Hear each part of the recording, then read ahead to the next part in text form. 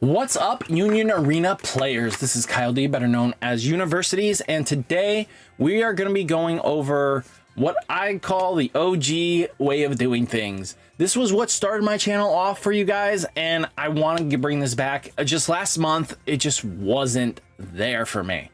You know, it was just such a pivotal, you kind of knew what decks were just the best. Now, with us getting more and more decks as we release, it's going to help. This will now speed up and give you more accurate data. So hopefully you guys enjoyed the video. Let's get into it, shall we? If you don't know, guys, this is a weekly segment that I do. We take a look at what's topping through all local events that I can get the information from, and mostly it's pulled from EX Burst, but there are a few things you can do if you use hashtag Union Arena Tops. It'll help me pull from Twitter and Instagram or even Facebook very comfortably to pull that data from. So use that hashtag. It definitely helps out. But also, you know, EX Burst tournament results, if you guys post there, helps give more accurate data across the board. And it's just worth taking a look here. So if you take a look, we have the Tanjiro and Blue Sword Art Online. Holy cow, has just became dominant deck format. They took the most wins this week, and that's not even scoffing at. You know, I did from last April 27th to, you know, the 4th, using all that data, and this is what came up. So both of these showing to be the dominant deck of choice. And then basically, even with my tier list, it proved that these were going to be the big three. And they are proving to be very, very powerful decks to think about. You know, Lancelot's starting to pull ahead now because players are starting to adapt and understand how the meta might shift up. And Lancelot does a little bit better in this meta because of the power it brings. You know, you have Blue Sukuna just still being one of those dominant decks that tops. You know, you got Gawain doing some little bit of shenanigans. You got Yellow One Punch Man. Even just a couple wins for none other than Yellow Gojo lists. You know, Purple Bleach still appearing on the meta. Green Saitama always showing up. Then you got the one of casts. You know, we also got a list for this, which, again, a lot of players were probably asking, can I get a confident list on the Fairy arc? Well, Mother Rosario, this is your option here. So taking a look across the board, yeah, we got some good value. I think this is definitely showing that we're going into a multi-attack format. So if your deck can multi-attack very comfortably, you know for a fact that you're playing the right deck, or you do some sort of shenanigans at a lower curve. So yeah, just keep that in mind. And going forwards, what we're going to be doing. Now, again, we got Kurapika. I figured we start off with the old boy. They are playing, it's like Gon Kurapika, which is a different take on it, but it makes a lot of sense, right? This list was starting, like, I think Gon Kurapika was starting to pop up in Japan a little bit near the end, just because you need the removal spell, but Gon being able to boost the board a bit can hit a little bit harder, which makes Kurapika a little bit more, you know, besides the 5,000 BP it has, but, you know, it just gives your board a little bit more threat pressure, and being able to boost your board makes it so that blocks become unfavorable at certain points, because again, that 25 can become a 45, and that 4K that they were going to block with no longer matters. So, you know, that does lead into some damage. Now, again, here is the none other than our good friend. I don't care about that. We're taking a look here. This looks very interesting, right? You have Yuki in the list when attacking. If Asuna, Sean, or Sleeping Knights is on the field, draw a card, then place one of your cards from your hand into the sideline. Being able to be a 4K damage is kind of cool. You know, your energy generator. So you're going to be playing that anyway, so why not take advantage of Yuki's abilities? You know, just taking a look at the deck in general. Photon Sword at 1. I think you have something to work with here, and depending on your local scenes, this does have some value here. Yellow and blue, there is a lot more yellow and blue now in the format, so maybe this is actually a way to go. But just keep stuff in mind, you know, draw a card, then place one card from your hand into the sideline. It's not a bad thing just to speed up the deck. So yeah, if you guys have been wanting to play Gun Gale, this might be a way of taking that into account. You know, Lancelot hasn't really changed much. They either play one of the bigger pieces, which is, you know, Cornelia's mech, or they just don't. So it's up to the player's base, and I think this has a lot going for it because why not, right? The deck has good text for itself. You know, really, if you wanted a max rarity deck, I think is probably one of your best options for budget friendly. Now, like I said, we were going to take a look at the Mother's Rosario deck. So you have Yuki here that's basically going to, at the start of your turn, sideline this character. This character cannot be blocked by 2000 DP or less. You know, when sideline, choosing one of your opponent's front line and switch it to resting. You know, immediately getting you guaranteed free damage is always good. I like that it draws cards for a 2 AP cost. I hate 2 AP action cards, but yeah, we'll work with it. You know, Yuki, even in just standard wise, being able to draw and then place one card from your hand, filtering is always decent. Taking a look at it, let's see, 40 triggers out of 50. Being 10 shy is not terrible, but yeah, the deck kind of functions a little bit differently. I think it uses Asuna, right? Asuna, this character gains all ability listed if you have the required combined total numbers of Yuki's and Mother Rosario cards. 4 or more when attacking, draw up to 1 card. 6 or more cards, this character gains 1000 BP and damage 2. And if 8 or more, this character can't be blocked by 3000 or less BP. So making it so they have to trade up big with her, and being able to hit for 5k like a truck. And this is continuous. It's not just your turn. Well, no, it's your turn for that. A lot of this is your turn, sadly. So yeah, I wish she was just a natural 5k. That would have been fun. But there are plenty of Mother Rosario cards in the list.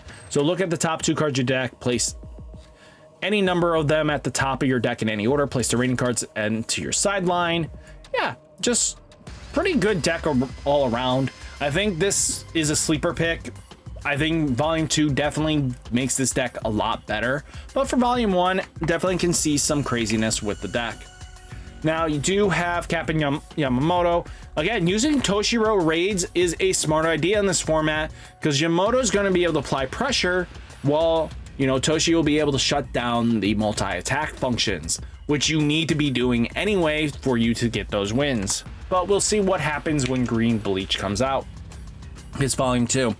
Then you got, looks like Metal Bat, being able to do Metal Bat shenanigans. This plays similar to how Toshi plays, but you know, with the requirements of basically building your board, if as long as you got the 6, this thing will then basically do what you need to. Place 1 card from your hand into your sideline. If you do, play this card rested into the front line. Being able to replay your Metal Bats, even if it's just vanilla, as long he's not even vanilla, he's got nullify impact. So basically being able to stop a damage is huge. Now you do have another Lancelot. Like I said, they're playing Cornelia's mech. It's hit or miss if they play it, but also seeing Charles Z Britannia being able to, you know, use a free live or get a free Varus. This is really scary sometimes. Now, another one, nothing too out of the ordinary here, just a very standard stock list. Now, again, Gun Gale, players are going to play AOL cards, so it really depends on what you expect to see in the list. But yeah, you definitely need the Kiritos, you need to have Buggy, you need to have Ultimate Ratio Hellcat 2. Just all good stuff. Photon Sword is always kind of cheeky to steal some wins, but all in all, just whatever you want to build the deck with, and being 41 triggers is always solid. Green Saitama, if you don't know how this plays by now, it basically walls up until you can kind of get your Saitama to deal all that damage all at once. You don't have to do much else after that. Now again, we do have purple code kind of falling down a little bit, either just because people have been wanting to play something else, or there's just not major events that really force people to play on purple code access still. But again, a lot of decks are adapting and a lot of players are adapting to this list, these decks. Purple Bleach. This is not raidless Bleach because it's actually using the Renji a little bit more consistently. So just keep that in mind that some lists won't even just do the Renji shenanigans. So yeah, if you guys are planning on purple Bleach, make sure you get your stuff sooner than later, just because volume 2 is coming, so cards will go up. Taking a look though, you got the Tanjiro Nezuko shenanigans, just multi-attacking at its finest, and it proves that long-term wise, this will always be how this goes. And it looks like anything waifu taxed will be $12, and all the boys will be like $6 from the main deck. Taking a look, the Tanjiros itself, Tanjiro Nezuko's, just being able to multi-attack, really good. Now, here's the Gojo list. This one has one Gojo, but it plays Numbara and the Toge. Just being able to boost your board, and Pandas being able to block and do what it needs to is always good. This is really cool to see sometimes when these decks pop off. Then you have the Tanjiro deck as well, just doing Tanjiro things. Then the Goddess deck. A lot of players were probably going like, what deck should I play? Well, Goddess is one of the big ones. So choose up to one character on your opponent's front line, up to one character, one energy or less generated on their energy line, and switch them to resting. If you chose to, you may swap them. If you have 4 or less life, you may swap them. They gain, this character can't move until the start of your next turn. So being able to lock down those characters is really good, but raids can override that lock. You know, just being able to be the Sun Goddess Solace, just this character gains all ability listed below. If you have the required amount of life, 4 or less, 2 or less, this gains impact. This is, you know, when played snipe. You know, this character becomes a 4K. Not terrible. Then you have, you know, Lifa here that basically is nullify impact. Kind of like that. Basically, it's lore accurate because she would constantly heal, so nullifying damage. You may play one card from your life. You may add one card from your life to your hand. If you do, this character gains 2000 DP, and this character cannot be chosen by your opponent's card, site, event cards, or targeted abilities until the start of your next turn. So she gets in some damage when she gets played. How are you supposed to stand her is the question. Am I missing something? Who switched to resting? It would be switched. It will remain set to resting. Nope. Choose switch them to resting. If you chose 2 cards, you may swap them.